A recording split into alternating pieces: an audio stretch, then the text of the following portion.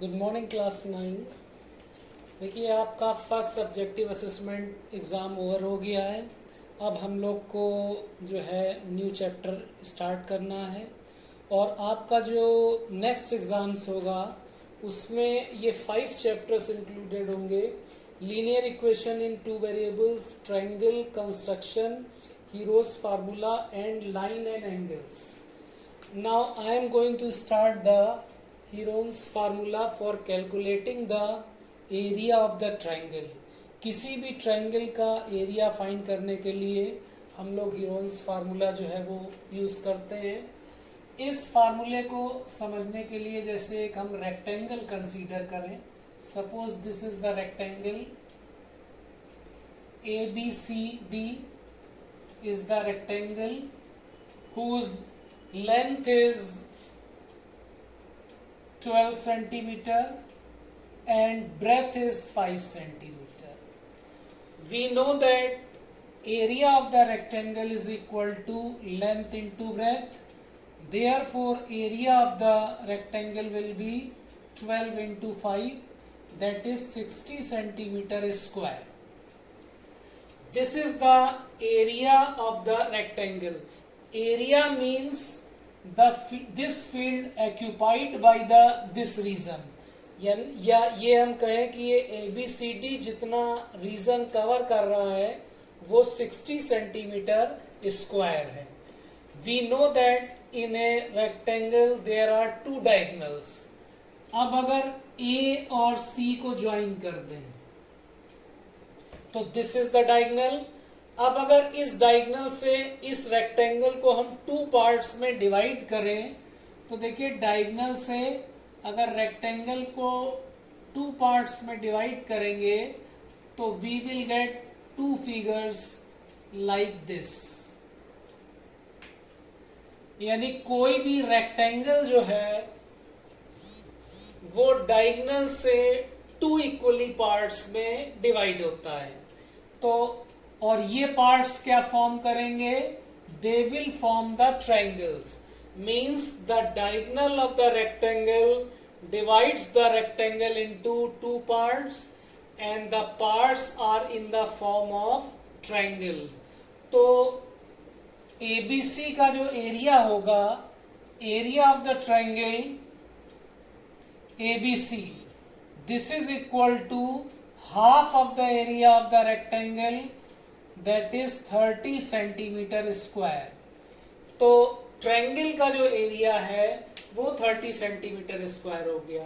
तो इसका मतलब ये हुआ कि किसी भी ट्रायंगल, किसी भी राइट एंगल ट्रायंगल में का एरिया जो है हम बाय फार्मूला फाइंड कर सकते हैं। सपोज करें ये एक ट्रायंगल है जिसका बेस जो है वो 4 सेंटीमीटर है और हाइट 3 सेंटीमीटर है। तो इस ट्रायंगल ABC का जो एरिया होगा, एरिया ऑफ ट्रायंगल ABC, ये हो जाएगा half base BC into height AB, means half 5 into 4, that is 10, 20/2, 10 centimetre square. तो इस ट्रायंगल का एरिया जो है वो 10 सेंटीमीटर स्क्वायर हो जाएगा।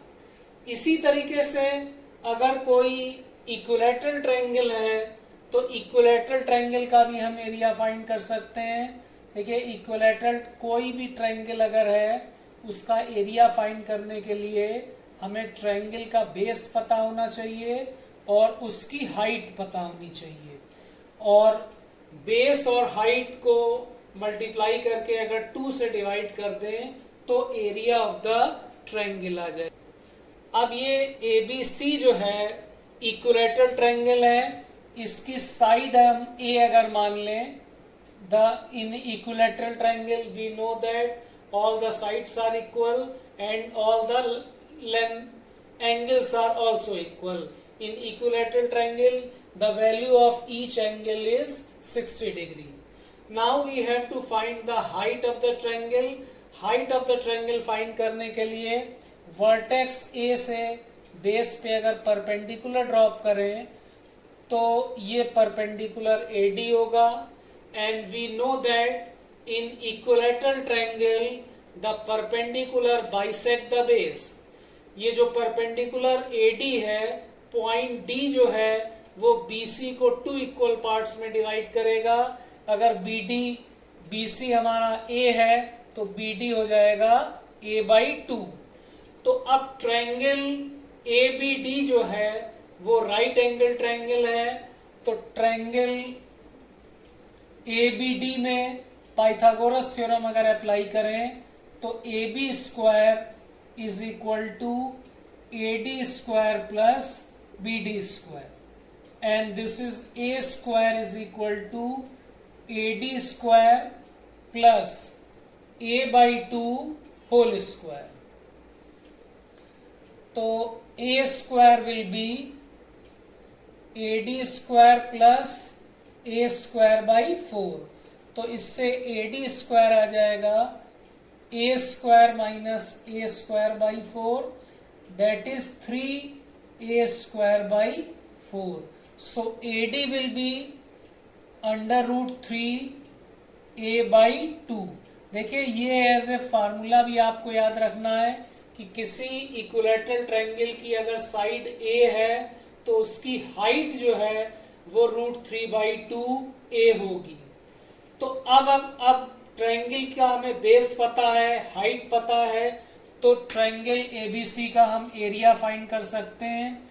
Area of the triangle ABC will be half base into height, that is AD, means 1/2 into A into √3/2A।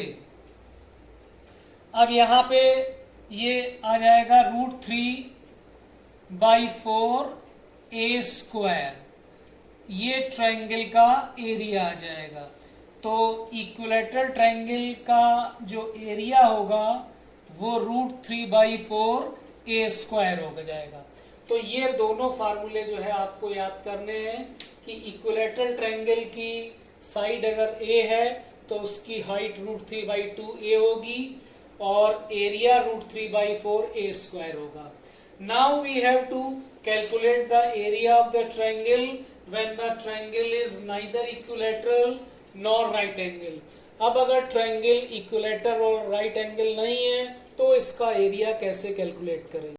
Now we will calculate the area of the triangle when the triangle is neither equilateral nor right angle triangle. देखिए कोई triangle ABC हम consider करें। अब इसमें एक standard notation आप लोग को ध्यान रखना है कि किसी भी ट्रायंगल के जो वर्टिसेस हैं वो हमेशा कैपिटल लेटर से डिनोट किए जाते हैं और वर्टेक्स A की जो अपोजिट साइड BC है it is denoted by small b। The side opposite to angle B that is AC denoted by small b and the side opposite to angle C that is AB denoted by small c। तो किसी भी triangle में capital letters जो हैं वो angles को denote करेंगे और स्मॉल लेटर्स जो है वो साइड्स को डिनोट करेंगी। तो साइड AB जो है वो हमारी हो जाएगी C, AC is equal to B and BC is equal to this BC will be A and this is equal to A। अब ट्रायंगल का जो पेरीमीटर का मतलब हो गया boundary, length of the boundary. Triangle में 3 साइड्स होती हैं, तीनों साइड की लेंथ का जो सम होता है that is called the perimeter of the triangle and perimeter of the triangle is denoted bye 2 small s। So perimeter of the triangle will be A plus B plus C। Half of the perimeter small s will be A plus B plus C by 2. Now the triangle is neither equilateral nor right angle, so we will find the area of this triangle by applying the Heron's formula, and the formula for calculating the area of the triangle ABC is equal to under root s into s minus A, s minus B and S minus C. इस triangle का area under root S into S minus A, S minus B, S minus C हो जाएगा। तो कोई भी triangle है, अगर right angle है या इक्विलैटरल ट्राइंगल है, उसका एरिया भी हम इसी फार्मूले से फाइंड कर सकते हैं। तो अब जैसे एक एग्जांपल लें कि suppose A B C is a triangle whose side small a, this is equal to 13 centimeter and small b is equal to 8 centimeter and small c is equal to 11 centimeter. We have to find the area of the triangle. For calculating the area of the triangle, first we will calculate 2s, that is a plus b plus c. So 2s will be 11 plus 8 plus 13. So this is equal to 32. S will be 16. We know that area of triangle ABC by Heron's formula under root S into S minus A, S minus B, S minus C, and this area will be 16 into 16 minus 13, 16 minus 8 and 16 minus 11, and this is equal to 16 into 3 into 8 into 5. अब 16 को हम लिख सकते हैं 8 into 2 into 3 into 8 into 5। तो 8 into 8 इसका under root 8 हो जाएगा, और 2 into 3 6, 6 into 5 30। So 8 under root 30 square unit is the area of this triangle. तो इस ट्राइंगल का एरिया जो है वो 8 अंडर रूट 13 हो जाएगा। तो स्टूडेंट आप लोगों को जो है इस हीरोन्स फार्मूला चैप्टर की जो पहली एक्सरसाइज के बीच स्टार्टिंग के जो सॉल्व एग्जांपल्स और थ्योरी जो दे रखी है वो आप लोग को करनी है, और नेक्स्ट टर्न पे जो एक्सरसाइज 12.1 है उसको हम स्टार्ट कराएंगे।